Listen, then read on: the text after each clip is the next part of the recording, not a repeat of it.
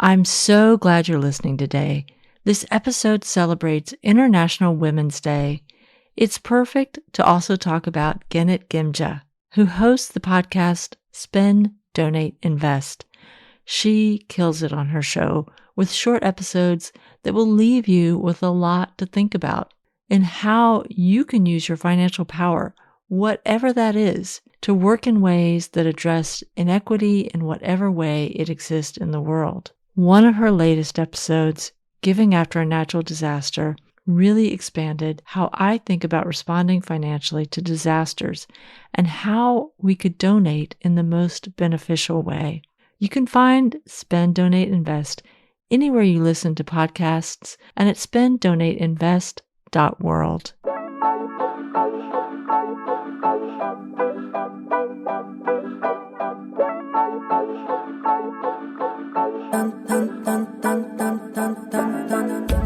Do you want to change the world?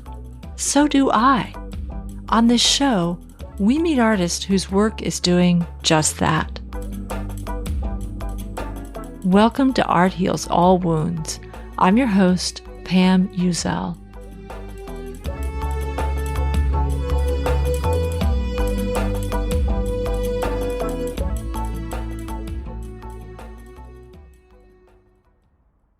Do you ever think about how you'll be remembered after your death? What do you hope people think about when they recall your memory? And who do you hope will remember you? Does that feel morbid to think about? It can actually be quite a contemplation. Think about all the great things about you. Are you funny? Are you kind? Maybe you're a great friend, and those you leave behind will find comfort in talking about how much you meant to them. May your memory be a blessing, as they say. Remembering our loved ones is a way to continue to express our love for someone after they've gone. Then think about the people who pass away seemingly unnoticed, as if their disappearance doesn't even leave the tiniest ripple. Who is remembering these people? What unknown holes did they leave in the lives of those who cared about them?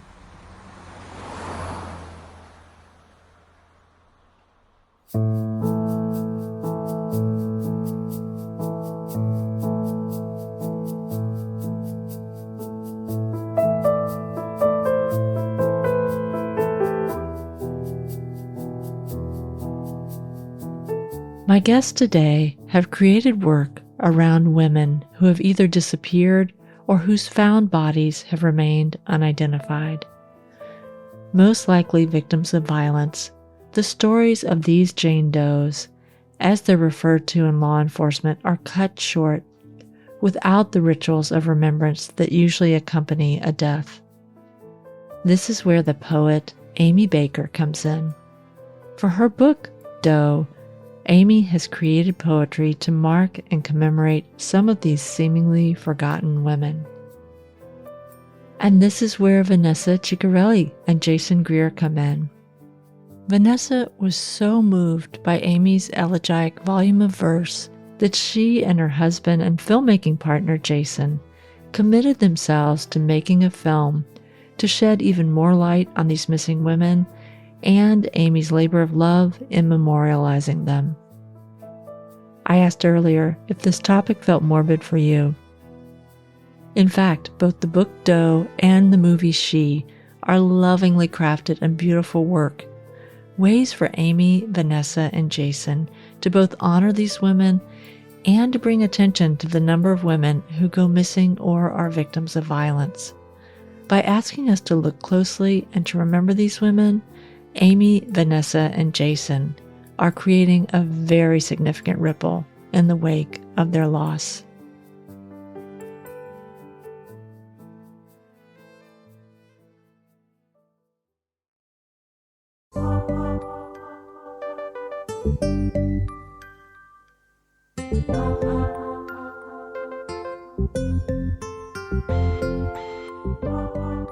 Thank you for joining us on this episode. I can't think of any better way to commemorate International Women's Day than to celebrate the creators behind these projects that have done so much in terms of spotlighting missing and unidentified women. Don't forget to follow Art Heals All Wounds on your favorite listening app and to leave us a 5-star rating. Aimee Baker, the writer behind the book of poems Doe, also writes fiction. Although Doe is her first book of poems, it was the 2016 Akron Prize winner at the University of Akron Press. Aimee's essays on true crime and memoir have been published in Guernica, Cincinnati Review, Black Warrior Review, and many others. 2 of her essays have been Best American Essays Notables. She's also a professor of creative writing.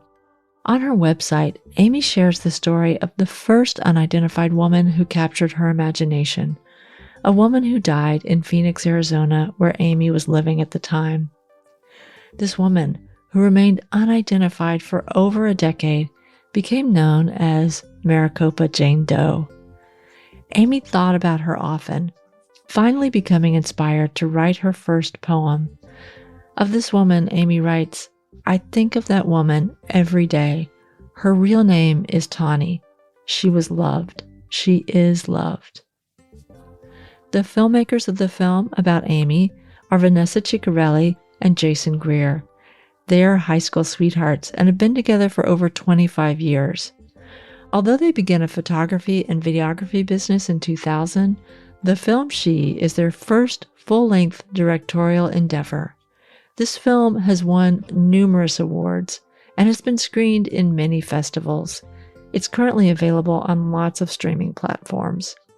I want to read something that Vanessa and Jason shared on the website for She. All too often, stories of violence toward women are not about the women themselves, but about their abuser. The want to know who he is and why he did what he did leaves the victim to be forgotten and victimized for a second time. We want to change that through She. We want She to be the voice of these women, and we want our message to be loud and clear. No one deserves to be forgotten. This act of remembering these missing and unidentified women was life-changing for Aimee, Vanessa, and Jason. I'm so glad they're on the show today to talk about these works. Hi, Aimee, Vanessa, and Jason. Thank you so much for being on Art Heals All Wounds. Can you start by introducing yourselves and telling us who you are? Aimee, maybe we'll start with you. Hi, my name's Aimee Baker. I'm the author of a book of poetry called Doe, which is about missing and unidentified women in the United States. And Vanessa, how about you go next? I'm Vanessa Cicarelli, and along with my husband, I'll have you introduce yourself. Jason Greer. Yeah, we are filmmakers, and we made a film about Aimee Baker, and it's called She, and it's about her collection of poetry, Doe, about missing and unidentified women, and just hoping to bring a little bit more spotlight to Aimee and her work and through our film. Well, I saw this film, She, which was an incredibly powerful experience to watch it. And then I bought Aimee's book of poetry, Doe. And this is a really, really important and heavy topic, but with some beautiful work made around it, both in the poems and the film, which I think is a great combination because it is about missing and unidentified women. And it could be gruesome. It could be sort of true crimey type thing, but it's not that at all. It is really about the process of creating some sort of remembrance and reminder about these women. So, Aimee, I'm going to start with you about the book, Doe. Can you tell us what connected you with the idea of writing these poems? So I was living in Phoenix, Arizona, when I read this story about an unidentified woman whose body had been found 9 years prior to me reading about it. And it just really struck me that until that moment, I hadn't heard about her, that it had been 9 years and no one had identified her. And I was just in that moment stunned by this sort of possibility. It's not that I didn't know about, obviously, like Jane Doe's before or that this happened, but it was just like something specific about her and thinking about her and really trying to wrap my head around it that sent me on this journey to find out what could I find out about her. And there really wasn't much. And then I started, this process of just like looking at other women that I hadn't heard about whose cases were not splashed all over the news. And it just really struck me that these were women that were forgotten in a lot of ways. And I really wanted to work towards doing something that honored them and made me remember them in some way and hold them sort of in care and love, really. Well, as I said in talking about this, they're not gruesome or even violent poems, but they're very, very haunting. It feels like, you can tell me, it feels like you're putting yourself in their place or in their shoes in these last moments or hours of their life. And I'm just wondering, as a writer and just as a person, how was that for you? I mean, you're right. So a lot of the ways that we talk about crime and true crime does get really gruesome or just sort of like almost like shocking in the way that we talk about it. In fact, like the other day, someone was talking to me about a case that's ongoing right now and wanting to talk to me about those gruesome details. Because I think like when you hear that that's something that I'm interested in, like that's something that I can connect with you in. And I just was sort of stunned sitting there processing that those are human beings that violence has happened to. And instead, casually across the country, we're just talking about the harm that came to them, right? In almost sort of like a excited way. Mm-hmm. And, when I'm thinking about these women, not all of them was through violence from another human. Like there are a range of different things that happened to the women in my poems that I wanted to express, but I just didn't want to create a book that lingered on those details. So there is a lot of allusions to what happened to them, but I didn't want it to be that kind of gory moment for them. So like a lot of this is imbuing these poems with a lot of beauty and sort of manufacturing this moment and imagining this moment. So like if I was there in that moment, what would it be like? And I can't replicate their moments. I don't want to take from their experiences or what might have happened to them, but I also wanted to think about them and in one of those most horrific moments also express the beauty of them. Well, you make a really good point that our media is so full of violence and violence against women. And it's a huge narrative device in a lot of what we watch and consume. And of course, that spills over into news. And the approach it sounds like you're taking is more one of empathy instead of that sort of voyeuristic type of, I don't even know the right word, but that excitement that can happen for many of us. I'll include myself. I watch a lot of very violent, gruesome films or read about them or read books about them.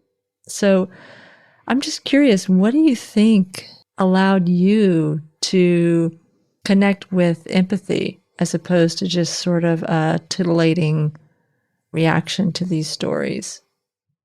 I talk about this a little bit in the documentary, but when I was growing up, I lived with two very violent older brothers. And, that was like a particularly difficult time. And when I moved back home, like years later, everyone was asking me about them. There was like zero interest of like, how have you been or what have you been up to since, we last saw you 10 years ago. It was really like, could you tell us their story? And, I think that's part of it. Like, because if something had happened to me, would I have just become like a plot point in their story? rather than the harm that had happened to me.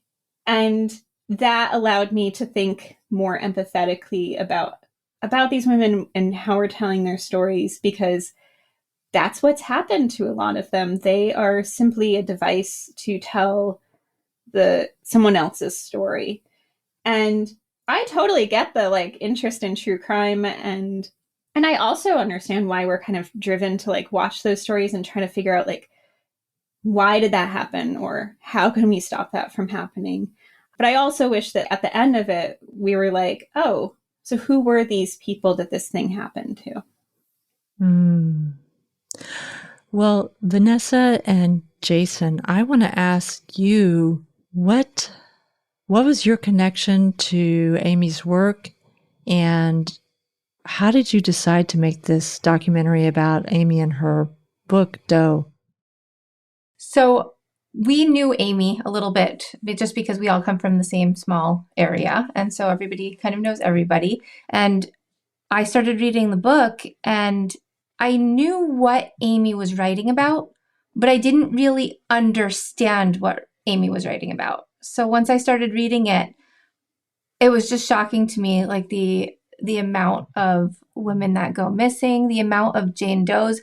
I think we all think of Jane Does as something very rare that happens, and we don't think of women just turning up unidentified and unclaimed and staying that way. So it was really eye-opening for me. And as I was reading it, I just kept telling Jason, this is crazy. This is something that everybody should know about and be aware of. And I thought it was just really beautiful that Aimee chose to use poetry as a way of educating people on this. And so we ended up just talking it over and deciding that if we were going to try doing a documentary about something, it should be about Aimee and her book and her work. So that's when Jason read the book as well, and then we contacted Aimee.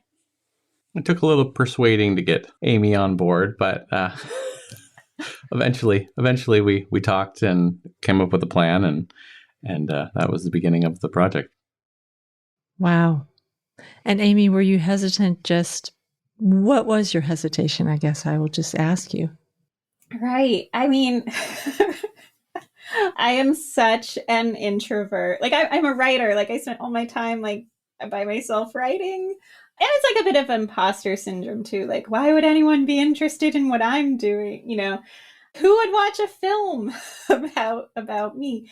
But it took a lot to actually be okay, this is not about me. This is a further vehicle for another artistic venture to start telling these stories and getting that message out there, to continue doing what I'm doing. Well, I'm curious, Vanessa and Jason, what do you think was key to sort of building that trust to help someone who's hesitant to be in your film to decide that it would be okay? I think Jason's very persistent on contacting. And then I think it was just getting Aimee to finally, meet with us. Because I feel like that first meeting, that one day we met at a coffee shop and we started really talking about it. And I think then at that point, I hope anyway, that's when Aimee started to feel a little bit more comfortable with us and what we were trying to accomplish. And then I think everything just kind of naturally fell into place after that first meeting. I think it was the key was just persistence at the beginning. Just to have a meeting, just for her to hear us out and connect and just get more of an idea of what we were trying to accomplish, I guess, with that. And I think that our idea and our vision for the film really was in line with what Aimee was doing with the book. It was like she said, we wanted the film to have a certain feeling that echoed the feeling in the book. So it really, I think everything just kind of lined up for us. This is a question I had for Aimee, but I'm curious about it with all three of you, but I'll ask you first, Aimee. Mm-hmm. One thing I've been experiencing reading these poems is that I feel like I have to know what happened to these women. And I'm curious about the process of writing. Was it a way for you to reach some kind of closure around what happened, or was it really just to ignite that curiosity and that sense of wondering and that attention to, here's this life and we don't know what happened to her. What was your intention? Right. I mean, if my poem is functioning in a way in which readers are driven by curiosity to find out more about the case, because the poem can't encompass everything, right? So if someone is sitting down and saying, I want to learn more about this person, that is a wonderful end goal for me. In a lot of ways, there can't be a sense of closure for me or for anyone for a lot of these women, but it is a type of way to call attention to them and have people sit with their names or sit with their stories for a little while. And the reason I select poetry for this is because it is a slower read. You're working through it a little bit more carefully and slowly. And so once you do that and then are moved to find out more about them, that is wonderful. That helps that story, that woman, stay with you. And Vanessa and Jason, I'm just curious about getting so immersed in this material and the stories of these women, or in some cases, the lack of story. There's a story up until a certain point, and then the story ends. And for some of these women, which we'll talk about in a little bit, there's no story at all. So I'm just curious about your feelings as you engaged with these missing women. Right. So I think it was a whole process. It was shock kind of about, like I said, just the numbers and frequency of this. I admired that Aimee did it in a way that she completely just honors each woman, but never talks about who might have been causing harm to those women. So that was eye-opening to me, because we do watch a lot of documentary films, and it is a lot about, there are so many things about serial killers. There's so many things about revenge or murder within families. And there's really not much where we're learning about those victims. So I think it was nice in a way to be able to honor those women. But then when you start seeing those women as real people, it kind of changes the way you take in that other stuff that's out in the media right now. And it's also, it makes you stop and think, okay, this could actually happen to anyone. We have a daughter, we have a son. I mean, these things happen to boys as well, just even us. So it opened up a lot of different feelings. And as we went through the film, it kind of, I think we both experienced different levels of hyper awareness, I guess I'd say, about all of these things. And then during that process, we were also watching a lot of films kind of based on similar topic matter, and just kind of picking out ways in which those ones to us kind of aligned with what we were trying to accomplish and what Aimee had accomplished. And also really figuring out what we did not want to do with this film as well. So there was a huge range of emotions for me anyways, and I think for you as well, right, Jason? Yeah. And Aimee's poems were, a good introduction to these cases to start. But then when we're doing the interview with Aimee, she's talking actually more in depth about them. It brings up even more information, more connection to each of these people that we're speaking about.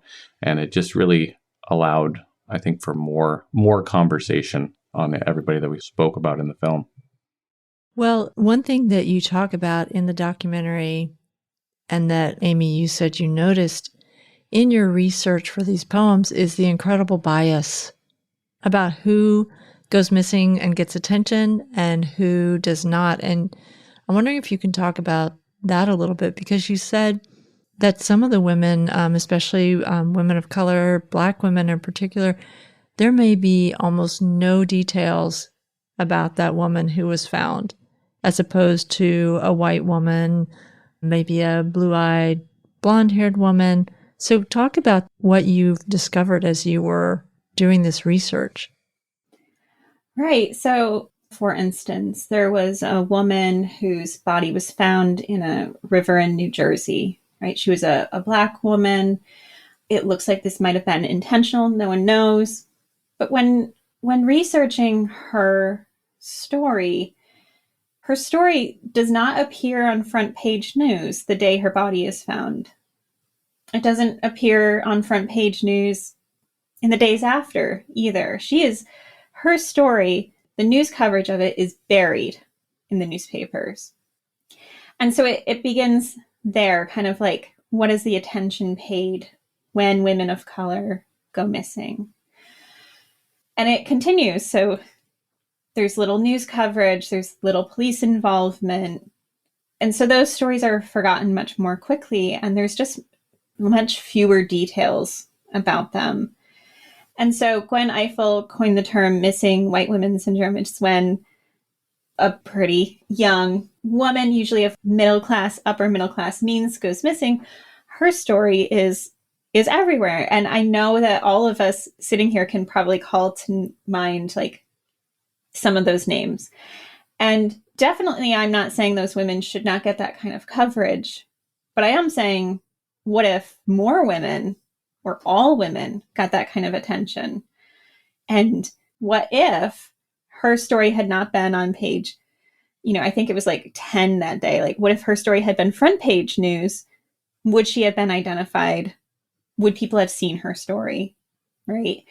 So a lot of what we talk about in the documentary is about this. But yeah, I noticed in my research, one, that there were a few details. And then two, that I was also falling into that bias, because it was so much easier to write a poem about a woman where there were lots of details that I could use and mine from to create the poem. And it was much harder when there were very scant details.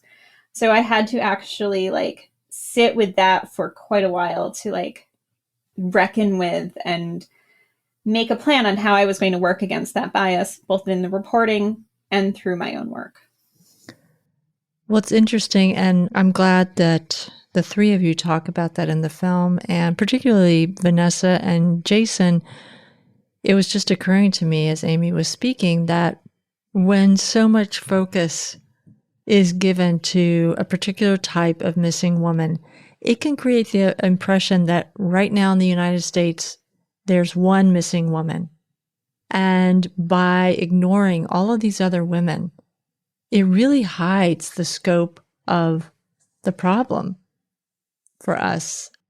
So I'm just curious, when you were making the documentary, what were your conversations? What were your thoughts about bringing attention to this fact of bias and who gets coverage when they're missing and who doesn't? Well, I think one of the things that we had discussed is, aside from like missing white woman syndrome, the other thing that I found very shocking was that women who people think are missing because of something they caused themselves, say they had a background with substance abuse, or they might not have worked in a job that people consider mainstream. They might have been riskier or potentially runaways, that those women also get less attention. So it was something I hadn't really thought about. And a lot of those women are still actually children. Like, a lot of these women are teenagers and they're still not being looked for, because in our society, we kind of think of certain people as kind of looking for it if they do anything risky. So I found that, like, we knew that there was the bias in the news, obviously, like, there's always been that thing where if you have money, if you're beautiful, if you're blonde, if you're young, like, those are the ones that are going to get looked for. But then on top of it, there was this chunk of women that are missing, and nobody's looking at them for them simply because they think they've just run away, or they think they're just off doing something that they shouldn't. So they're still people. It still deserve the same amount of attention as anyone else. Yet their stories aren't coming forward either. So that was one of the things that I really felt. Yeah, one of the, I guess, interesting things about the film itself and the showings of the film, I was immersed in this conversation and with these people, with Aimee and Vanessa while we're making these films. But when we got to the showing, the majority of the audience that we got was still a female audience. We had less male audience members. And I think the reaction from the men that we got was much stronger. They found it more disturbing, more eye-opening. And I think that's a good positive to the film. I don't think men in general think about this on a day-to-day basis. And it's been a conversation opener for for us with a lot of these people that have seen the film. So I'm wondering, one thing that you bring up in the film is that when you were first starting this work, Aimee, either a professor or a mentor in your graduate program sort of checked in on you to say, what you're doing is really hard. Take care of yourself. Something to that nature. You can correct me if it was different, but I'm just wondering, what did you feel about that comment? And did that comment and that concern help you to take care of yourself while you were doing this work? So at the time I was in my grad program and I was writing fiction. So I was finishing up my degree in fiction when I started writing these poems, and both my professor / mentor, Melissa Pritchard, who's just like this fabulous, amazing woman, after I graduated, she's like, hey, I heard you are writing these poems, and I just want to make sure you're taking care of yourself. Because that does seem like a lot to be taking on it, like emotionally. And my younger self I had like a big chip on my shoulder. Like, I have been through a lot. I am a tough person. Like, I legit never cried. Like, I was like, I can handle this. So at the time when she said it, I was just like, kind of brushed it off, because I was like, well, if I can handle my own life, I can certainly handle dealing with this. And so, at the time I was writing poems pretty quickly, right? And so I was just really being inundated with some pretty graphic images and reporting. And then at some point I hit a wall where I was like, oh, I'm just burned out. I'm having writer's block or whatever. And it actually took me a while to realize that, like, it was really the emotional impact of creating these poems that was the thing that was keeping me from writing. So writing Doe took, a total of 7 years. And it's because I actually did have to slow down and give myself emotional breaks and separate myself from that work for a while and involve myself in other projects and tasks, just so that, I had some breathing space between them. So her comment went from like this thing that I was kind of like, I'm fine. And I was like, not annoyed, but like, she doesn't know to, later on I was like, Melissa was right. So that has actually been part of my process. And so now when my own students are thinking about tackling like big emotional projects, like I come in and I play the Melissa role, and I'm like, please take care of yourself. Well, is it insensitive of me then to ask if you would read one of these poems? It is not. It is not. I am always happy to read some of the poems.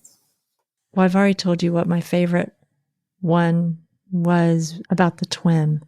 Yes. So this one is, I get asked all the time, like, if I have like a favorite, and it's a lot different for me because like all of these women are women that I think about and carry. But this is Deanna Merrifield.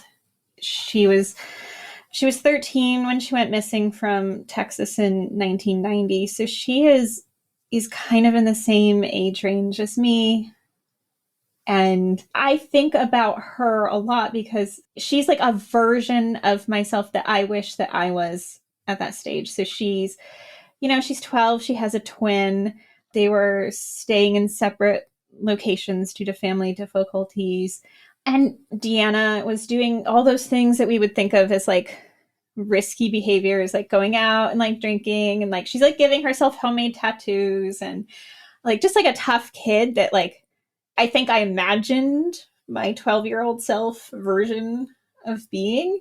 So, but it's important to know, like, plenty of us, as young teenagers were like doing things that we shouldn't and going out or that kind of thing. So she's just living her everyday 12-year-old life when she goes to her sister's, who's staying with a relative, and they see each other one last time through the trailer window. And her sister sees her get into a truck with with two men, and that's the last moment her sister saw her. So this is Dustland Fairy Tale, and it's for Deanna Merrifield. Inside the car, she slides against corsages of cigarette smoke and their foxed skin. The one with star-clustered lips kisses her wrist flesh, and the blue of veins. She plans a revelation of pierced skin, holes safety pin deep, rubbed warm with India ink. They pull through the ruts of the trailer park, the murmur of dust behind them, door creaking and footsteps the only dark sounds. At her uncle's, she traces hearts on her twin's window, two unmirrored halves. Tapping on the glass, she spells out, "I miss you." Hopes her sister hears the words in her dream. She slides back, silvered hairs catching on the seat. In the plum-tinctured night, her twin sleeps, and she, in that husk of metal, the sallow burn of vodka in her throat. Just the image of all of it, but the heart on the window and the hoping that her twin hears it when she sleeps. It's just very, very visual, all of it is. And with writing this as poetry, which can be an extremely visual form of writing, and then when making the film, you've all alluded to this, but is that a way to make visual something that is in danger of being forgotten or disappearing?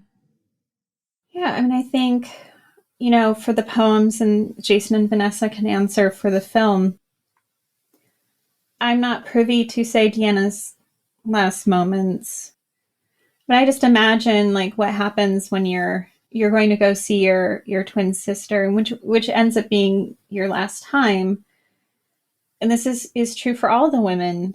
There was a moment that was the last moment before they disappeared. And if we're not there paying witness to it and remembering it, it does sort of disappear, right? And we live our lives without ever, not ever thinking about it, but it's not like we're grabbing our groceries and walking to our car and thinking, oh, this is the last moment anyone would see me, right?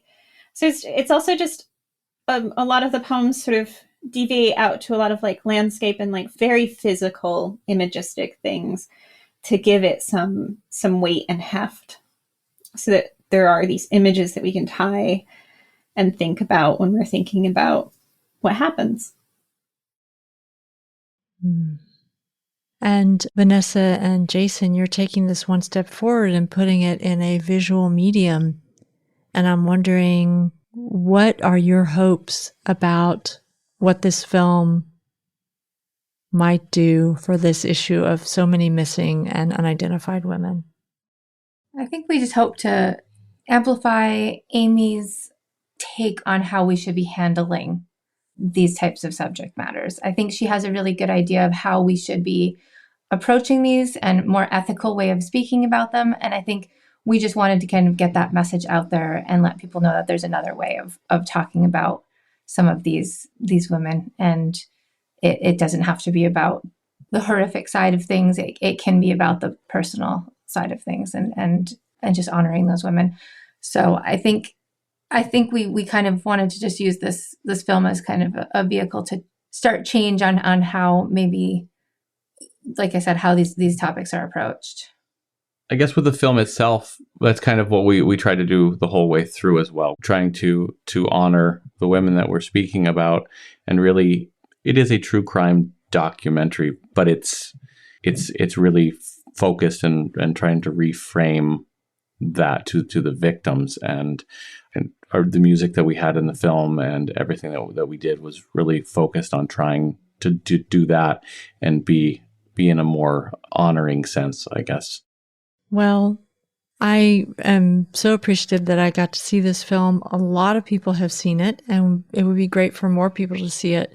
And it would be great for more people to read the poems. So, Aimee, can you tell us where people can find your book, Doe, and where they can find out more about you as well? Right. So Doe is available. You can get it direct from my publisher, University of Akron Press, or you can buy it on any major booksellers sites, whoever that may be. And for more information about me, I have a website, aimeebaker.com, and you can find me there. And the other nice thing about my website is there's a page where there's a link about all the women in She on my website, and you can go to their case files, wherever, not case files, but their records of who they are, in case you would like to find out more information about all of them. And Vanessa and Jason, where can people watch She? So She's available for purchase or rent through most of the major retailers, Amazon, Apple TV, Google, Vudu, YouTube. It's also available through streaming through most of the major cable networks. And there's also a link to all of these through our website at officialshe.com. Okay, well, it was such a pleasure to talk with you today and to learn more about what went on behind the creation of both of these beautiful works, the book Doe and the film She. And just thank you so much for creating this work. Thank you for having us. This has been an amazing experience, and we love having opportunities to talk about this work and these women. Yes, thank you for having us. This was wonderful. You're listening to Art Heals All Wounds.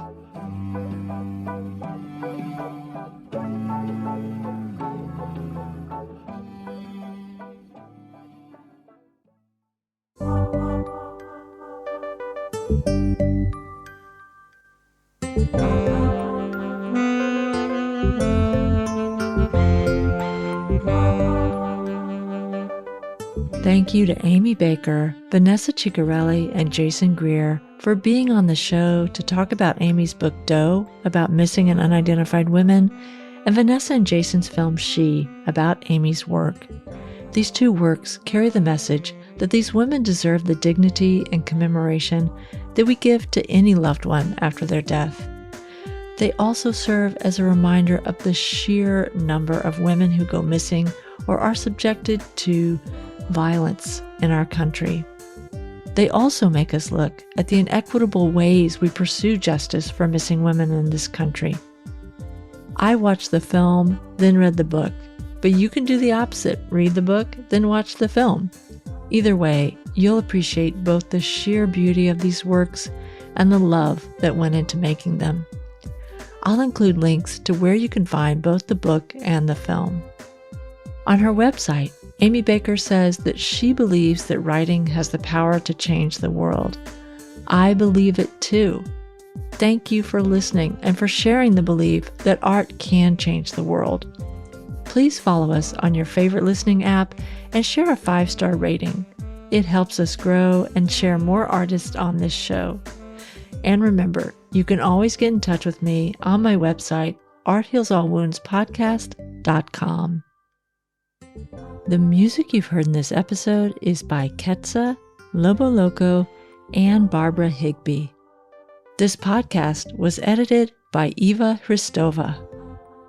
As always, this show was recorded using Squadcast FM. Art Heals All Wounds comes to you from Oakland, California, on unceded territory of the Choqueño Ohlone people.